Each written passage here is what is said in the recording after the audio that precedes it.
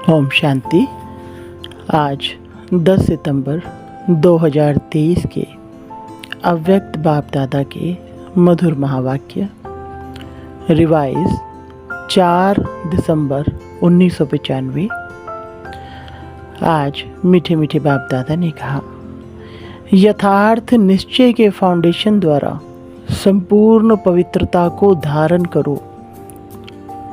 आज बाप दादा देश विदेश चारों ओर के नए नए बच्चों को देख रहे थे, चाहे मधुबन में साकार रूप में आए हैं, चाहे आकार रूप में अपने अपने सेवा स्थान में आए हुए हैं। तो नयो नयो को देख बाप दादा सभी के निश्चय को देख रहे थे, क्योंकि निश्चय इस ब्राह्मण जीवन के संपन्नता का फाउंडेशन है, और फाउंडेशन मजबूत है तो सहज और तीव्र गति से संपूर्णता तक पहुंचना निश्चित है। तो बाप दादा देख रहे थे कि निश्चय भी भिन्न भिन्न प्रकार का है। जो यथार्थ निश्चय है कि मैं परमात्मा बाप का बन गया, स्वयं को भी आत्म स्वरूप में जानना, मानना, चलना, और बाप को भी जो है वैसे जानना, ये है यथार्थ निश्चय। दूसरा निश्चय है योग द्वारा थोड़े समय के लिए अशांति से शांति का अनुभव करते हैं, और स्थान का शक्तिशाली शांत वायुमंडल आकर्षित करता है। वह ब्राह्मण परिवार, ब्राह्मण आत्माओं का आत्मिक प्यार और पवित्रता की जीवन का प्रभाव पड़ता है। कंपनी अच्छी लगती है, दुनिया के वायुमंडल के कंट्रास्ट में ये संग अच्छा लगता है। ज्ञान भी अच्छा, परिवार भी अच्छा, वायुमंडल भी अच्छा। तो वो अच्छा लगना उस फाउंडेशन के आधार पर चलते रहते हैं। ये है दूसरा नंबर। पहला नंबर सुनाया यथार्थ निश्चय, और दूसरा नंबर अच्छा लगता है, और तीसरा नंबर दुनिया के संबंधियों के दुखमय वातावरण से बचकर जितना समय भी सेवा केंद्र पर आते हैं, उतना समय दुख से किनारा होकर शांति का अनुभव करते हैं। ज्ञान की गुहता में नहीं जाएंगे, लेकिन शांति की प्राप्ति के कारण कभी आते हैं और कभी नहीं भी आते हैं।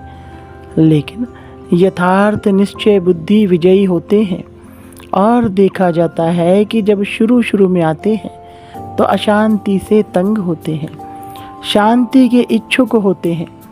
तो जैसे प्यासे को एक बूंद भी अगर पानी की मिल जाए तो वो बहुत बड़ी बात अनुभव करता है। तो अप्राप्ति से प्राप्ति होती है। परिवार में, ज्ञान में, योग में, वायुमंडल में अंतर दिखाई देता है। तो पहला समय बहुत अच्छे उमंग उत्साह से चलते हैं, बहुत नशा रहता है, खुशी भी होती है। लेकिन अगर पहले नंबर के यथार्थ निश्चय का फाउंडेशन पक्का नहीं है, दूसरे या तीसरे नंबर का निश्चय है, तो धीरे धीरे जो शुरू की खुशी, शुरू का जोश है, उसमें फर्क आ जाता है। इस सीजन में नए नए बहुत आए हैं और चांस भी मिला है। यह तो बहुत अच्छा है। बाप दादा को भी नए नए बच्चों को देख खुशी होती है कि ये फिर से अपने परिवार में पहुंच गए। लेकिन ये चेक करो कि निश्चय का फाउंडेशन पक्का है। हमारा निश्चय नंबर 1 है, वह नंबर 2 है। अगर नंबर 1 निश्चय है तो चलते चलते मुख्य पवित्रता धारण करने में मुश्किल नहीं लगेगा। अगर पवित्रता स्वप्न मात्र भी हिलाती है, हलचल में आती है, तो समझो नंबर 1 फाउंडेशन कच्चा है, क्योंकि आत्मा का स्वधर्म पवित्रता है। अपवित्रता परधर्म है और पवित्रता स्वधर्म है। तो जब स्वधर्म का निश्चय हो गया तो परधर्म हिला नहीं सकता। कई बच्चे कहते हैं कि पहले तो बहुत अच्छे आते थे, अभी पता नहीं क्या हो गया। तो क्या हो जाता है कि बाप जो है, जैसा है, वैसे अनुभव में नहीं लाते। अगर पूछेंगे कि बाप साथ है तो हाथ सब उठाएंगे।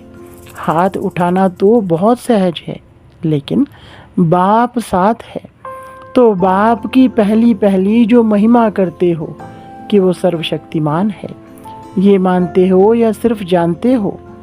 तो जब सर्वशक्तिमान बाप साथ है तो सर्वशक्तिमान के आगे अपवित्रता आ सकती है? नहीं आ सकती। लेकिन आती तो है। तो आती फिर कहाँ से है? कोई और जगह है।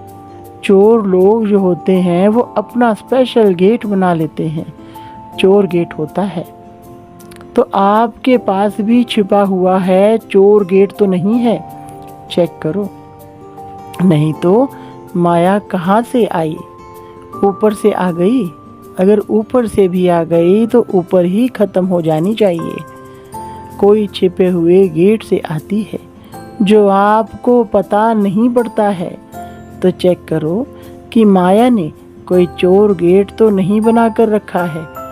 और गेट बनाती भी कैसे है मालूम है? आपके जो विशेष स्वभाव या संस्कार कमज़ोर होंगे ना, तो वही माया अपना गेट बना देती है। क्योंकि जब कोई भी स्वभाव या संस्कार कमज़ोर है तो आप कितना भी गेट बंद करो, लेकिन कमज़ोर गेट है तो माया तो जानी जाननहार है। उसको पता पड़ जाता है कि ये गेट कमज़ोर है, इससे रास्ता मिल सकता है और मिलता भी है। चलते चलते अपवित्रता के संकल्प भी आते हैं, बोल भी होता, कर्म भी हो जाता है। तो गेट खुला हुआ है ना, तभी तो माया आई। फिर साथ कैसे हुआ? कहने में तो कहते हो कि सर्वशक्तिमान साथ है, तो ये कमजोरी फिर कहाँ से आई? कमजोरी रह सकती है? नहीं ना। तो क्यों रह जाती है? चाहे पवित्रता में कोई भी विकार हो, मानो लोभ है। लोभ सिर्फ खाने पीने का नहीं होता। कई समझते हैं हमारे में पहनने, खाने या रहने का ऐसा तो कोई आकर्षण नहीं है। जो मिलता है, जो बनता है, उसमें चलते हैं। लेकिन जैसे आगे बढ़ते हैं तो माया लोभ भी रॉयल और सूक्ष्म में लाती है। वो रॉयल लोभ क्या है? चाहे स्टूडेंट हो, चाहे टीचर हो, माया दोनों में रॉयल लोभ लाने का फुल पुरुषार्थ करती है। मानो स्टूडेंट है, बहुत अच्छा निश्चय बुद्धि सेवाधारी है, सब में अच्छा है। लेकिन जब आगे बढ़ते हैं तो ये रॉयल लोभ कहाँ आता है कि मैं इतना कुछ करता हूँ, सब रूप तरह से मददगार हूँ, तन से, मन से, धन से, और जिस समय चाहिए उस समय सेवा में हाजिर हो जाता हूँ। फिर भी मेरा नाम कभी टीचर भी वर्णन नहीं करती कि ये जिज्ञासु बहुत अच्छा है। अगर मानो ये भी नहीं आवे तो फिर दूसरा रूप क्या होता है? अच्छा, नाम ले भी लिया तो नाम सुनते सुनते मैं ही हूँ, मैं ही करता हूँ, मैं ही कर सकता हूँ, वो अभिमान के रूप में आ जाएगा। या बहुत काम करके आए और किसी ने आपको पूछा भी नहीं, एक गिलास पानी भी नहीं पिलाया, देखा ही नहीं, अपने आराम में या अपने काम में बिजी रहे, तो ये भी आता है कि करो भी और पूछे भी कोई नहीं। तो करना ही क्या है? करना या ना करना एक ही बात है। पूछने वाला तो कोई है नहीं। इससे आराम से घर में बैठो, जब होगा तब सेवा करेंगे। तो ये भिन्न भिन्न प्रकार का विकारों का रॉयल रूप आता है। और एक भी विकार आ गया ना, मानो लोभ नहीं आया लेकिन अभिमान आ गया, या अपने मानने तक का हमारी मान्यता हो, उसका भान आ गया। तो जहाँ एक विकार होता है वहाँ उसके पीछे चार साथी छुपे हुए रूप में होते हैं, और एक को आपने चांस दे दिया तो वो छिपे हुए जो हैं वो भी समय प्रमाण अपना चांस लेते रहते हैं। फिर कहते हैं कि पहले जैसा नशा अभी नहीं है, पहले बहुत अच्छा था, पहले अवस्था बड़ी अच्छी थी, अभी पता नहीं क्या हो गया है। माया चोर गेट से आ गई, ये है पता, ये नहीं कहो पता नहीं।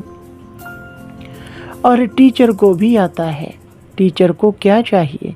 सेंटर अच्छा हो, कपड़े भले कैसे भी हो, लेकिन सेंटर थोड़ा रहने लायक तो अच्छा हो, और जो साथी हो वो अच्छे हो, स्टूडेंट अच्छे हो, बाबा की भंडारी अच्छी हो।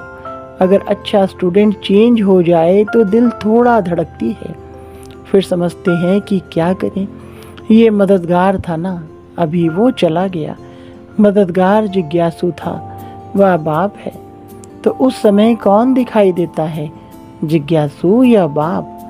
तो ये रॉयल माया फाउंडेशन को हिलाने की कोशिश करती है। अगर आपको निश्चय है सर्वशक्तिमान साथ है, तो बाप किसी ना किसी को निमित्त बना ही देता है। कई फिर सोचते हैं हमें कम से कम एक बार आबू की कॉन्फ्रेंस में या बड़ी किसी कॉन्फ्रेंस में चांस मिलना चाहिए। चलो और नहीं, योग शिविर तो करा लें, ये भी तो चांस होना चाहिए ना। चलो भाषण नहीं करें, स्टेज पर तो आवे। आखिर विनाश हो जाएगा, क्या विनाश तक भी हमारा नंबर नहीं आएगा? नंबर तो आना चाहिए।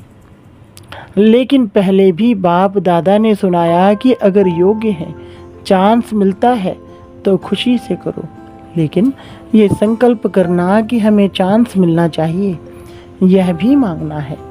चाहिए चाहिए, ये है रॉयल मांगना। ये होना चाहिए, ये हमें पहचानते नहीं हैं। दादी दीदियाँ भी सभी को पहचानती नहीं हैं। जो आगे आते हैं उसको आगे कर लेते हैं। तो ये संकल्प आना, यह भी एक सूक्ष्म मांगना है। लेकिन बाप दादा ने सुना दिया है कि मानो आप स्टेज पर आ गई या आपकी कोई भी विशेषता के कारण योग नहीं भी है, अवस्था इतनी अच्छी नहीं है, लेकिन बोल में कैचिंग पावर में विशेषता है, तो चांस मिल जाता है।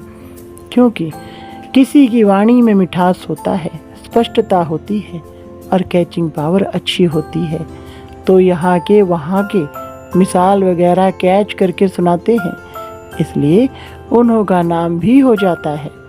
कौन चाहिए? फलानी चाहिए। कौन आवे? फलानी आवे। चाहे योग में कच्ची भी हो, तो इस पर नंबर फाइनल नहीं होने हैं। जो फाइनल नंबर मिलेंगे वो ये नहीं होगा कि इसने कितने भाषण किए या कितने स्टूडेंट व सेंटर बनाए, लेकिन योग्य कितनों को बनाया। सेंटर बनाना बड़ी बात नहीं है, लेकिन योग्य कितनी आत्माओं को बनाया। नाम हो गया 30 सेंटर के इंचार्ज है और 30 में से 15 हिल रहे हैं। 15 ठीक है, तो फ़ायदा हुआ या सिर्फ नाम हुआ? सिर्फ नाम होता है कि फलानी के 30 सेवा केंद्र हैं, लेकिन नंबर इससे नहीं मिलेगा। फाइनल नंबर जितनों को सुख दिया, जितना स्वयं शक्तिशाली रहे, उसी प्रमाण मिलेंगे। इसलिए ये भी चाहिए खत्म कर दो, नहीं तो योग नहीं लगेगा। रोज यही देखते रहेंगे कि फलानी जगह प्रोग्राम हुआ, मेरे को फिर भी नहीं बुलाया। अभी परसों यहाँ हुआ, कल वहाँ हुआ, आज यहाँ हुआ, तो योग लगेगा या गिनती होती रहेगी? तो मुख्य बात, जो यथार्थ निश्चय है उसको पक्का करो।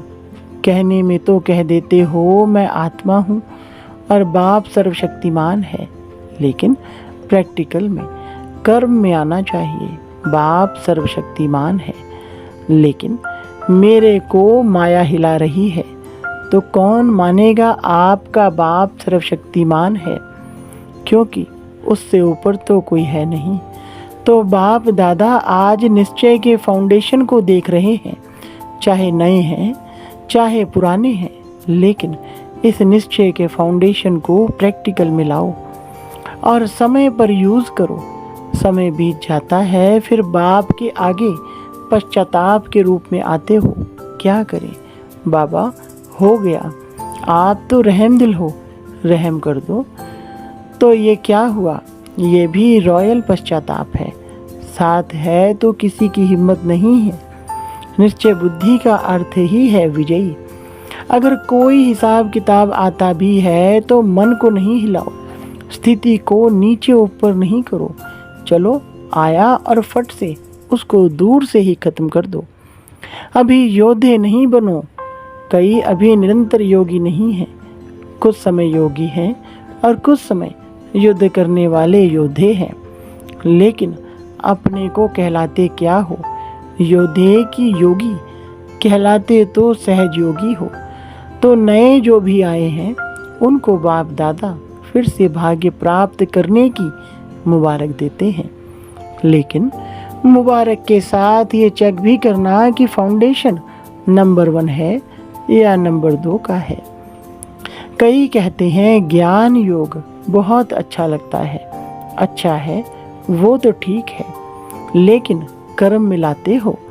ज्ञान माना आत्मा, परमात्मा, ड्रामा, यह कहना नहीं। ज्ञान का अर्थ है समझ। समझदार जैसा समय होता है वैसे समझदारी से सदा सफल होता है। कभी भी देखो जीवन में दुख आते हैं तो क्या सोचते हो? पता नहीं, मुझे यह क्यों नहीं समझ में आया, यही कहेंगे। तो समझदार हो, ज्ञानी हो, बोलो हाँ या ना। हाँ जी, हाँ तो बहुत अच्छी बोलते हो। समझदार की निशानी है कभी धोखा नहीं खाना, यह है ज्ञानी की निशानी। और योगी की निशानी है सदा क्लीन और क्लियर बुद्धि। क्लीन भी हो और क्लियर भी हो। योगी कभी नहीं कहेगा पता नहीं पता नहीं। उनकी बुद्धि सदा ही क्लियर है और धारणा स्वरूप की निशानी है सदा स्वयं भी डबल लाइट। कितनी भी जिम्मेवारी हो लेकिन धारणा मूर्त सदा डबल लाइट। चाहे मेला हो चाहे झमेला हो, दोनों में डबल लाइट। और सेवाधारी की निशानी है सदा निमित्त और निर्माण भाव। तो ये सभी अपने में चेक करो। कहने में तो सभी कहते हो ना कि चारों ही सब्जेक्ट के गॉडली स्टूडेंट हैं, तो निशानी दिखाई देनी चाहिए। तो नए नए क्या करेंगे? अपने निश्चय को और पक्का करना। नहीं तो फिर क्या होता है, 2 साल चलेंगे, 3 साल चलेंगे, फिर वापस पुरानी दुनिया में चले जाएंगे। और फिर जो वापस जाते हैं वो उस दुनिया में भी सेट नहीं हो सकते हैं, ना इस दुनिया के रहते ना उस दुनिया के। इसलिए अपना फाउंडेशन बहुत पक्का करो, अनुभव करो। सर्वशक्तिमान बाप साथ है।